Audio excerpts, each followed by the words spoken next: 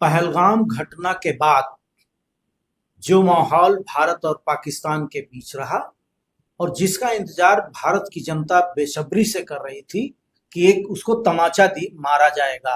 रात को हमारी भारतीय सेनाओं ने जिस तरीके से पाकिस्तान के अंदर घुसी नहीं है, लेकिन भारत से ही ऐसा उन्होंने टारगेट अपना फिक्स किया कि पॉइंट पे ही सीधे उस पे हमला, इतना बड़ा हमला हुआ है कि जो आज तक कभी नहीं हुआ।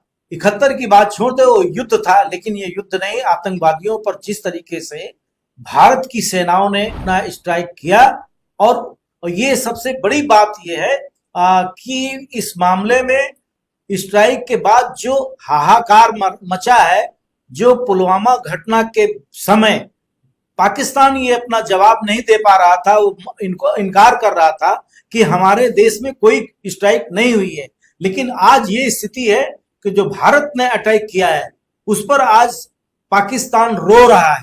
और इस बीच में हमारे साथ बहुत हमारे सीनियर जर्नलिस्ट वीरेंद्रनाथ भट्ट जी हैं। मैं उनसे एक सवाल करता हूं कि ये 70-74 साल का जो हमारा भारत, आजाद भारत है, उसके बाद ये हमको लगता है ये अपने आप में एक यूनिक घटना है। इसको आप कैसे देखते हैं? भारत में ये आम धारणा है कि पाकिस्तान से भारत में जो आतंकवाद होता था वो अभी पिछले 4 दशक से शुरू हुआ है। वास्तविकता ये है कि पाकिस्तान का गठन 14 अगस्त 1947 के बाद से ही भारत में इस तरह की आतंकवादी घटना शुरू हो गई थी। और यदि मैं उसको बिल्कुल स्पष्ट तारीख बताऊं तो अक्टूबर 1947 में जब पाकिस्तान की ओर से कबायलियों ने कश्मीर पे हमला किया था, वो कहा तो जाता है कि वो पठान काबिलिए वो पठान के कबीले के लोग थे, ट्राइबल थे, लेकिन वास्तव में उसमें पाकिस्तान आर्मी के रेगुलर सैनिक थे। तो भारत में पाकिस्तान से प्रायोजित आतंकवाद का इतिहास लगभग 78 साल पुराना है। ये आज पहली बार हुआ है कि भारत ने पहली बार पाकिस्तान को ये बताया है कि ये जो आप खतरनाक खेल खेल रहे हैं इसमें कॉस्ट भी है और कॉन्सिक्वेंस भी है, यानी आपको इसकी कीमत भी अदा करनी पड़ेगी और इसके भयानक परिणाम भी झेलने होंगे। भारत ने कहा, ये कह दिया था, तो खास करके नरेंद्र मोदी सरकार के प्राइम मिनिस्टर बनने के बाद भारत ने पाकिस्तान को 2 बार ये स्पष्ट संदेश दिया कि अब कार्रवाई होगी। पहली बार अक्टूबर 2016 में जब भारत की सेनाओं ने जम्मू के बॉर्डर को क्रॉस करके पाकिस्तान की सीमा में घुस करके सर्जिकल स्ट्राइक की और पाकिस्तानी सेना के कई सैनिकों को मार गिराया। उसके बाद फरवरी 2019 में जब लोकसभा चुनाव की घोषणा हो चुकी थी, तब कश्मीर के पुलवामा में सीआरपीएफ के सिपाहियों को लेकर के बसें जा रही थी कश्मीर की ओर, और उस पे कश्मीर के आतंकवादियों ने हमला किया और 40 सैनिकों की उसमें हत्या हो गई थी। तब भारत की इंडियन एयरफोर्स ने 47 के बाद पहली बार बिना युद्ध की घोषणा के भारत पाक सीमा को क्रॉस किया और कश्मीर के आगे जाकर के पीओके में जाकर के घुस करके बालाकोट में जाकर के पाकिस्तान के सेना के ऊपर हमला किया और वहां पर भी जो आतंकवादियों के प्रशिक्षण केंद्र से उन पे हमला किया। हालांकि तब पाकिस्तान ने ये कहा, अरे कुछ नहीं हुआ, वो केवल हमारे यहाँ कुछ कौवे मर गए और कुछ पेड़ टूट गए, ये सब हुआ। यहाँ भी भारत में भी लोग सबूत मांग और यहाँ भी लोग सबूत मांग रहे थे, लेकिन पाकिस्तान में ने कम से कम ट्वीट करके उसी दिन ये कहा था कि भारतीय वायुसेना के जहाज हमारी सीमा में घुसे हैं। ये स्वीकार। मई 6-7 की मध्य रात्रि को जो घटना हुई है, यानी मंगल बुध के मध्य में, इसने ये भारतीय उपमहाद्वीप का इतिहास बदल देगा। बिल्कुल बिल्कुल। और ये भारत ने साफ साफ पाकिस्तान को बता दिया है, मैं दोहराता हूं अपनी बात को, कि ये जो आप अय्याशी कर रहे हैं कि आपने अपने यहाँ आतंकवादियों को पाला, उनको ट्रेन किया, उनको हथियार दिए और उनको कहा कि नॉन स्टेट एक्टर हैं, वो आएंगे, भारत में घुसेंगे, आतंकवादी हरकत करेंगे, हत्याएं करेंगे, बम फोड़ेंगे और चले जाएंगे और पाकिस्तान अपना पल्ला झाड़ लेगा, हमसे क्या मतलब भाई, हम नहीं जानते इनको। और उल्टे ये भी बोलेगा कि वो तो कश्मीर के फ्रीडम फाइटर हैं, वो तो आजादी की लड़ाई लड़ रहे हैं। तो भारत ने बहुत साफ बता दिया है कि अब इसके कॉस्ट भी है और कॉन्सिक्वेंस भी है, पाकिस्तान को कीमत भी अदा करनी पड़ेगी और इसके भयानक परिणाम भी भुगतने होंगे। 1947 से 2025 यानी 78 साल भारत को यहां तक पहुंचने में लग गए अंतर्राष्ट्रीय दबाव के चलते कि और पाकिस्तान के पीछे अमेरिका का, वेस्टर्न पावर्स का, इस्लामिक वर्ल्ड का समर्थन था जो अब नहीं है। और कल जिस तरीके से एक साथ 9 जगहों पे हमला हुआ है, पाकिस्तान की चूल्हे हिल गई हैं। 78 साल में ऐसा पहली बार हुआ है कि जो पाकिस्तान का जो हृदय प्रदेश है, जो पंजाब। पाकिस्तान का दिल है, पंजाब में हमला हुआ है, लाहौर में हमला हुआ है, जहां की लश्कर तैयबा का मुख्यालय है, बहावलपुर में जैश ए मोहम्मद का मुख्यालय है, और जैश ए मोहम्मद का जो मुखिया है मौलाना मसूद अजहर, उसके परिवार के 14 आदमी मारे गए हैं, और उसका बयान आया है कि मैं भी क्यों नहीं मर गया। क्यों नहीं मर गया? सही। तो पाकिस्तान को अब ये समझ में आ गया है कि भारतीय सेना अब ये वो सेना नहीं है जो मनमोहन सिंह के जमाने में थी या जो कांग्रेस की सरकारों के जमाने में थी। अब भारतीय सेना मुंहतोड़ जवाब देना अगर तय कर ले तो वो करके दिखाएगी, और ये हमने कल करके दिखा दिया। तो पाकिस्तान में इस समय हाहाकार है, और पाकिस्तान के ऊपर जो लेकिन भारत में इसको लेकर तनाव इसलिए नहीं है कि भारत ने तो हमला इसलिए किया है कि हमें आत्मरक्षा में जवाब देने का, हमला करने का अधिकार है। हमने पाकिस्तान के किसी मिलिट्री टारगेट पे हमला नहीं किया, पाकिस्तान के जो आतंकी परीक्षण केंद्र उन पे हमला किया। सीधे टारगेट तो पाकिस्तान के सामने अब पाकिस्तान की सेना के ऊपर जनता का दबाव है। पाकिस्तान का जो प्राइम मिनिस्टर है शहबाज शरीफ, उनके ऊपर जनता का दबाव है कि अब पाकिस्तान की सेना को भारत को जवाब देना पड़ेगा। लेकिन अगर पाकिस्तान हमको जवाब देगा तो वो भारतीय सेना के जो मिलिट्री इंस्टॉलेशंस हैं, जो मिलिट्री टारगेट हैं, वो उन पे हमला करेगा, क्योंकि भारत में कोई टेरर ट्रेनिंग कैंप तो है नहीं, और नहीं हम किसी देश में कोई जो है ऐसा कोई काम हम करते हैं। तो यदि पाकिस्तान अगर हमला करता है भारत के ऊपर तो निश्चित तौर पर ये तनाव को बढ़ाएगा, और ये माहौल को एस्केलेट करेगा। दुनिया का इस समय पाकिस्तान के ऊपर दबाव है, भारत से भी कहा जा रहा है कि आप इसको डी एस्केलेट कीजिए, तनाव कम कीजिए, और माहौल को ठंडा कीजिए। तो भारत का कहना है कि जो हमें करना था वो हमने कर दिया। लेकिन यदि पाकिस्तान अगर दोबारा कोई जवाबी कार्रवाई करता है तो भारतीय सेना का, भारतीय वायुसेना का हमला जो कल हुआ उससे भी कई गुना ज्यादा घातक होगा।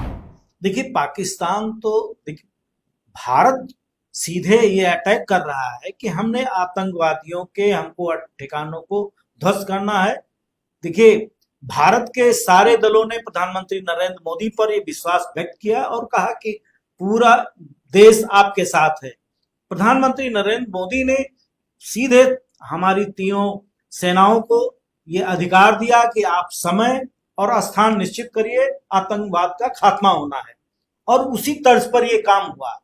और पाकिस्तान के अंदर घुसे भले नहीं हम, लेकिन पाकिस्तान के अंदर उसके हृदय में, जैसा कि आपने कहा, वहां पे अटैक किया। 9 ठिकानों को भी हमने ध्वस्त किया है, जिनको बर्बाद कर दिया है। लेकिन करीब 42 ऐसे लॉन्च कैंप है पाकिस्तान के अंदर, मतलब अब बचे हैं 33। तो भारत यहाँ पे ही रुकने वाला नहीं है, अभी 33 बाकी है। अब देखिए इस पे क्या होता है। पाकिस्तान का रिएक्शन तो ये भी मात्र इतना आया कि लमसम 28-30 लोगों की जो है मौत हुई है, ये स्वीकार किया है।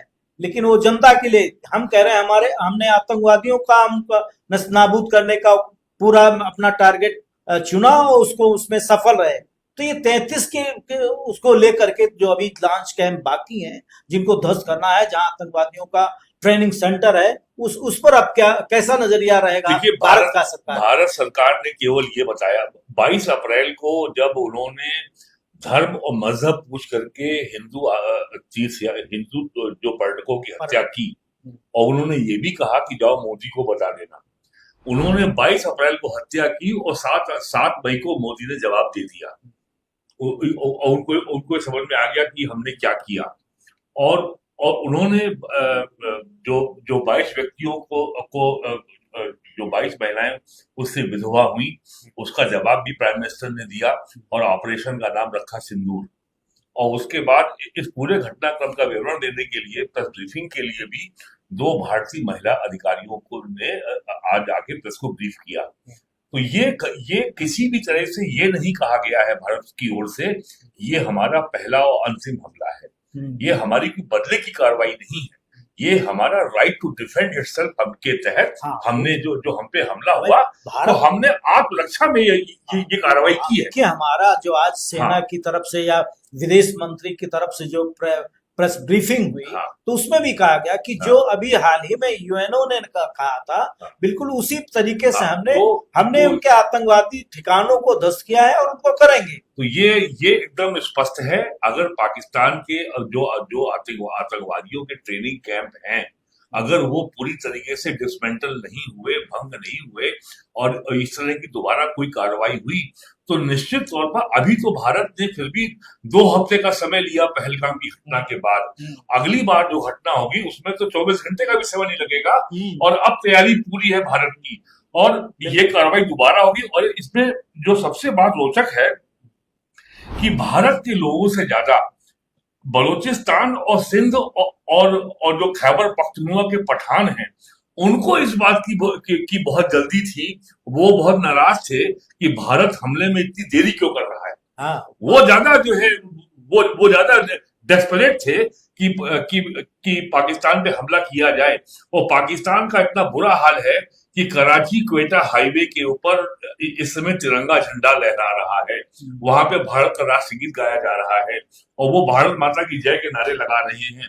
पाकिस्तान के 78 सालों के इतिहास में आज पहली बार ऐसा है कि पाकिस्तान की लगभग 90% जनता पाकिस्तान की सेना के साथ नहीं है। यहां तक कि पंजाब के लोग भी इस समय सेना के साथ नहीं है क्योंकि पंजाब के लोग भी बड़ी संख्या में इमरान खान का समर्थन करते हैं और इमरान खान इस समय जेल में है। पाकिस्तान पूरे गृह युद्ध में ग्रस्त है। पाकिस्तान पूरी तरीके से डूब चुका है और पाकिस्तान जो है वो इस समय देश टूट चुका है। केवल वो टूट के होने की, अलग होने की घोषणा होना बाकी है। बलूचिस्तान में पोषण करने के आतंकवादियों को जो उसने पाला पोसा, बलूचिस्तान में 1 इंच जमीन पर आज पाकिस्तान आर्मी का कब्जा नहीं है। खैबर पख्तूनख्वा के 90% इलाके पर पाकिस्तान आर्मी का कब्जा नहीं है और आज पाकिस्तान सेना इतना बुरी तरह उलझ गई है कि उसके लिए संभव नहीं है कि वो बलूचिस्तान, खैबर पख्तूनख्वा और भारत से लगने वाली जो सीमा जम्मू में, कश्मीर में, पंजाब में, राजस्थान में, गुजरात में है उसकी एक साथ वो रक्षा कर सके। पाकिस्तान दिवालिया हो चुका है।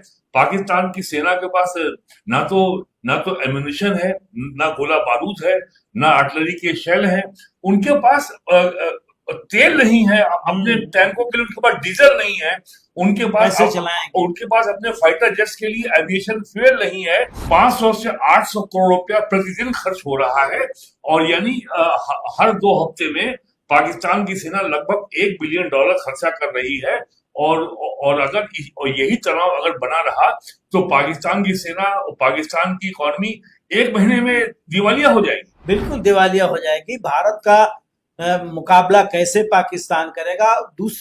जहां वो गृह युद्ध में पाकिस्तान उलझा हुआ है, बहुत परेशान है हर जगह, हर स्तर पर। वहीं आप दूसरी तरफ आ जाइए, भारत में 1971 के बाद जो एक आवाज पे पूरा विपक्ष हो, चाहे आम जनता हो, इवन जम्मू कश्मीर के अंदर जो कश्मीरी हमारे लोग हैं वो लोग भी उन लोगों ने पहलगाम की घटना के विरोध में अपना विरोध दर्ज किया और अपना श्रद्धांजलि अर्पित किया। एक आवाज रही कि हर मुंह तोड़ जवाब भारत देगा, उसको देना चाहिए। उसी में ये नरेंद्र मोदी के जो भी रणनीति रही, सेनाओं का जो भी रहा, उस पर ये अटैक हुआ। तो आप इसको क्या, जैसे कि लोग आम चर्चा में ये बात आ जा रही, सुबह जैसे ही सूचनाएं लोगों को मिली तो लोग भारत माता की जय, जय हिंद के नारों के साथ जो है उनका एक दूसरे का संवाद शुरू हुआ। अब ये आज का भारत, आज के 20 साल पहले का भारत नहीं है। अब भारत दुनिया की चौथी बड़ी अर्थव्यवस्था बन चुका है। आज भारत पूरे एशिया में चीन के बाद सबसे बड़ी मिलिट्री पावर है। आज भारत दुनिया की 3rd सबसे बड़ी स्पेस पावर है। आज जो हमारे पास जो सैटेलाइट की स्पेस की जो टेक्नोलॉजी हमने विकसित की है वो हमारे अलावा केवल अमेरिका और रूस के पास है। कल ये जो घटनाक्रम हुआ है, जो जिस तरीके से जो बजाय से हमला किया गया है, ये निश्चित है कि अब भारतीय उपमहाद्वीप की जो सामरिक राजनीति है, जो स्ट्रेटेजिक पॉलिटिक्स है और जो ओवरऑल जो सत्ता का संतुलन है, अब वो सदैव के लिए बदल जाएगा। ये जो होता था कि साहब जो है, और जनरल बिपिन रावत भारत के chief of the army staff थे, बाद में वो चीफ ऑफ डिफेंस स्टाफ रहे। वो ये कहते थे कि भारत को एक साथ ढाई मोर्चे पे मुकाबला करना है, चीन, पाकिस्तान और भारत के अंदर बैठा हुआ छोटा पाकिस्तान। वो आधे की बजाय पूरा हो गया है।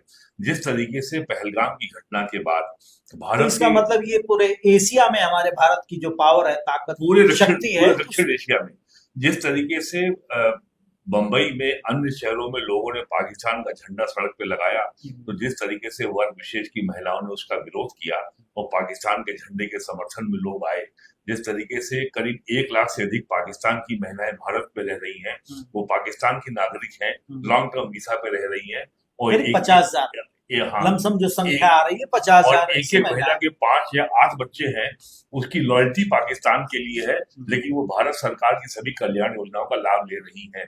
भारत की मतदान कर रहे हैं, आधार कार्ड, भारत की लगभग 1 लाख महिलाओं ने शादी की है पाकिस्तान में, उनकी लॉयल्टी जो है पाकिस्तान के लिए है, और वो अपने बच्चों के साथ भारत में रह रही है और नागरिक वो भारत की है।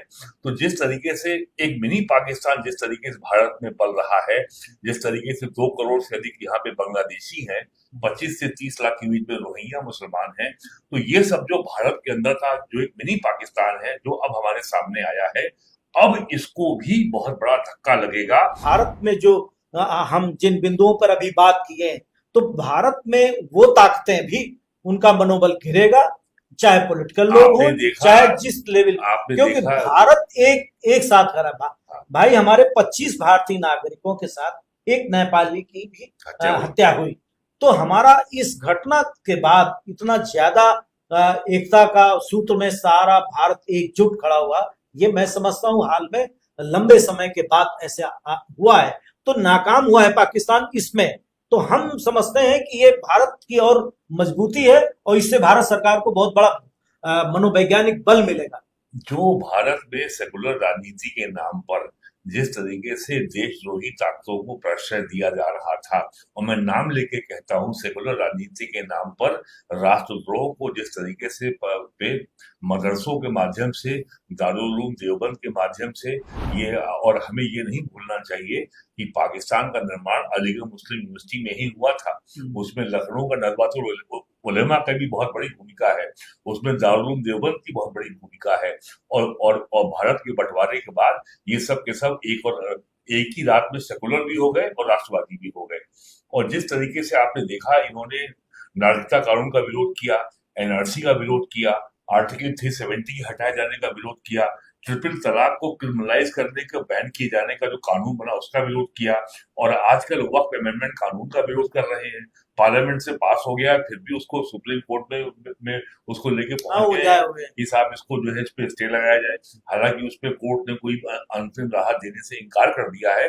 तो भारतीय राष्ट्र राज के अंदर जो एक कैंसर पल रहा था, जो एक 5th कॉलम था, जो आस्तीन के सांप थे, अब ये इस घटनाक्रम से सामने आ गया है, और अब उनको स्टैंड लेना पड़ेगा। आपका धर्म कुछ भी हो, मजहब कुछ भी हो, वो आपका निजी मामला है। इसके साथ में ये भी है कि अब जैसे हमारे 9 ठिकानों को, आतंकवादी ठिकानों को हमारी सेनाओं ने ध्वस्त किया, अब जो प्रधानमंत्री नरेंद्र मोदी को अधिकार दिए गए, उसके तहत उन्होंने ये कहा कि अकल्पनीय होगा, हम ऐसा इसका जवाब देंगे जिसकी कल्पना नहीं की जा सकती है। तो ये आज जो चर्चाएं हैं भारत के लोगों में, भारत के नागरिकों में, कि हाँ ये ट्रेलर है मोदी का, ये ट्रेलर है भारत सरकार का, ये ट्रेलर है। जिस समय ये घटना हुई पहलगाम में, उस दिन प्राइम मिनिस्टर सऊदी अरब में थे, और प्राइम मिनिस्टर तुरंत अपनी यात्रा रद्द करके भारत आ गए थे, और उसके बाद उन्होंने 25 तारीख को या 24 अप्रैल को बिहार में एक मीटिंग में एड्रेस किया था, और वहां प्रधानमंत्री ने अपना नीति को स्पष्ट रूप में कहा था कि जो लोग इस घटना के, पहलगाम की घटना के पीछे हैं, हम उनको आइडेंटिफाई करेंगे, हम उनको ट्रैक करेंगे, हम उनको पनिश करेंगे, हम उनको धरती के अंतिम छोर तक ढूंढेंगे, और हम उनको मट्टी में मिला देंगे। तो प्राइम मिनिस्टर ने इतना कैटेगोरिकल स्टेटमेंट दे दिया है, उसके बाद अब किसी और या कोई कोई किसी प्रश्न का आधार रह नहीं आज जाता। आज आज की घटना के बाद भारत के प्रधानमंत्री की नजर रही, रात भर उन्होंने उसकी निगरानी रखी, गृह मंत्री भी निगरानी रही, रक्षा मंत्री राजनाथ सिंह भी बिल्कुल उसे एक्टिव मूड में हिस्सा रहे, पूरी टीम रही। सुबह जैसे ही आया, लोगों में फैला, तो कांग्रेस के नेता प्रतिपक्ष राहुल गांधी से लेकर के ऐसा कोई पार्टी नहीं है जिसने इसका समर्थन न किया हो। देश की सेनाओं के लिए वो गौरवान्वित वाले शब्द इस्तेमाल किए सबने, और आज सेना का मनोबल बढ़ भी रहा है। एक घटना से, केवल एक कार्रवाई से पाकिस्तान में आतंकवाद की जो पौधशाला और जो नर्सरी पिछले 40 साल से चल रही है, ये मान लेना कि वो बंद हो जाएंगे, भारत इस गलतफहमी का शिकार नहीं है। और मेरा अपना निश्चित मत है कि अभी पाकिस्तान जो आतंकवादी ट्रेनिंग सेंटर चल रहे हैं, उसके खिलाफ कार्रवाई और होगी। और पाकिस्तान ने पिछले वर्ष अगस्त में 2024 में जो बांग्लादेश में जो तख्ता पलट हुआ था, तो यूनुस के साथ मिलकर के भारत का जो नॉर्थ ईस्ट का बॉर्डर है बांग्लादेश से मिलता हुआ, वहां से भारत ने खुराफात करने की कोशिश शुरू कर दी है। हथियारों की स्मगलिंग हो रही है, ड्रग स्मगलिंग हो रही है, इन्फिल्ट्रेशन हो रहा है, मणिपुर में आग लगाने का प्रयास हो रहा है। तो पाकिस्तान अंतिम क्षण तक भारत को नुकसान पहुंचाने की कोई भी कार्रवाई करने में कोई कसर नहीं छोड़ेगा। तो इस सर्वदलीय बैठक बुलाने का क्या लग रहा है कि क्यों हो रहा है? क्या भविष्य का कुछ प्लान और कुछ बनने देखिए, वाला है? आपने देखा पहलगाम की घटना के बाद सर्वदलीय बैठक हुई। सर्वदलीय बैठक में सारे दलों ने, विशेषकर कांग्रेस के समर्थन का वादा किया।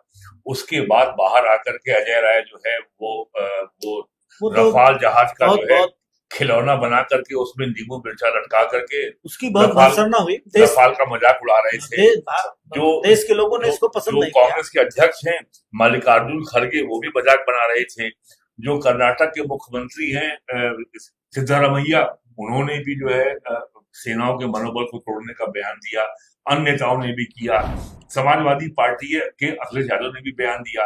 और जो कांग्रेस के नेताओं ने और इंडी गठबंधन के अन्य नेताओं ने जो बयान दिए, राहुल गांधी ने जो बयान दिए, उसको पाकिस्तान ने अपने प्रोपेगेंडा कैंपेन का बहुत बड़ा हिस्सा बनाया। यूएन सिक्योरिटी काउंसिल में जो उन्होंने अपना डॉसिए दिया, उसमें भी उन्होंने भारत के विपक्षी नेताओं को बनाया। तो इसलिए ये सर्वदलीय बैठक जो कल होने जा रही है, वहां पे ये तो निश्चित है कि इस समय जनमत इतना जबरदस्त रूप से सरकार के साथ है कि सरकार की आलोचना करने का जोखिम कोई पार्टी नहीं उठाएगी। सबने आज स्वागत किया, सभी दलों ने। और ऑल पार्टी मीटिंग में वो सरकार का समर्थन नहीं देंगे, लेकिन वो बाहर आकर के भी समर्थन नहीं देते रहेंगे और सेना का मनोबल तोड़ने का प्रयास नहीं करेंगे, सरकार की खिल्ली नहीं उड़ाएंगे और रफाल प्लेन का फाइटर जेट का वो मजाक नहीं उड़ाएंगे, उसमें नींबू मिर्चा बांध करके कोई घटिया हरकत नहीं करेंगे।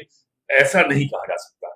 हाँ, बिल्कुल ऐसा नहीं कहा जा सकता। अब आज की घटना के बाद हम लोगों ने जो बातचीत किया सभी मुद्दों पर, भारत पाकिस्तान के संबंधों पर और आतंकवाद के खात्मा पर,